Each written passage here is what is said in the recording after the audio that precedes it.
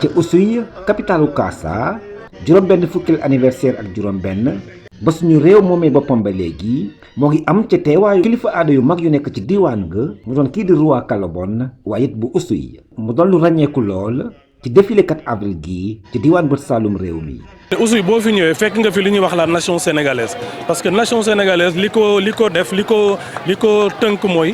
am nañ fi ay kilifa aada ak kilifa diine am fi ay kilifa état bi am fi administration am fi ay services techniques ak ay acteurs politiques ñun ñëpp dañoo mànkoo booloo pour constituer ce qu'on appelle la nation sénégalaise. boo ñëwee Oussouye nag da nga fiy fekk loolu mu doon réalité moo waral dimension culturelle bi feeñ na bu baax ci suñu défilé muy loo xam ne dañ koy rafetlu. di bëgg mu yàgg parce que am na solo trop ci équilibre askan bi ci nekkin bi ñu nekkee ak cohésion sociale bi ñuy dund lu ñu rafetlu la te lu am solo la ñu ngi gërëm ñëpp ñi nga xam ne permettre nañu ñu réaliser ko. ngir jëmmal thème ren gi nga xamante ni ñoo ngi koy tabax ci lëkkaloo bu nekk ci diggante suñuy force de défense et de sécurité ak Jeux olympiques ndaw ñi bi nar a am Dakar ci 2026 gii daanaka ki jëmmal thème bu ni mel moo di commandant bu jiite secteur 51 bu suñu armée nationale. teewaayu armée si wetu population yi loolu yàgg na depuis 1960 indépendance armée ak population yi dañoo lëkkaloo. donc thème bi mooy armée ak police ak gendarmerie si organisation Jeux olympiques de la jeunesse 2026. force de défense et de sécurité yi dañoo war a gunge autorités yi si mise en place su benn activité sportive boo xamante ni day fësal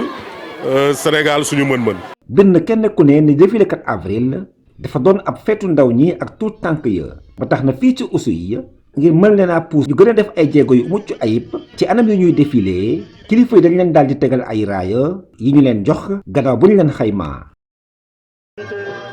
À Oussouye, la capitale du Kassa, la commémoration du 66e anniversaire de l'accession de notre pays à la souveraineté internationale a été marquée par la présence effective des rois de Kalabone et d'Oussouye. Et c'est l'une des particularités de ce défilé du 4 avril dans le sud du pays.